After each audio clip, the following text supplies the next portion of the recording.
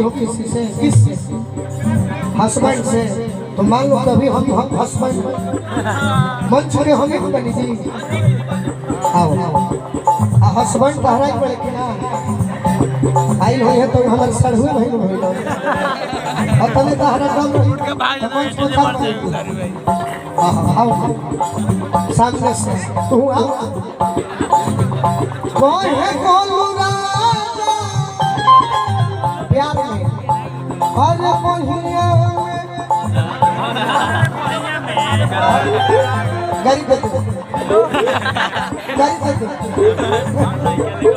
प्यार माने के बाद सपना देखो कि हम गोलू राजा से प्रेम करने में अचानक भेंट भइल, अचानक मुलाकात हुआ है।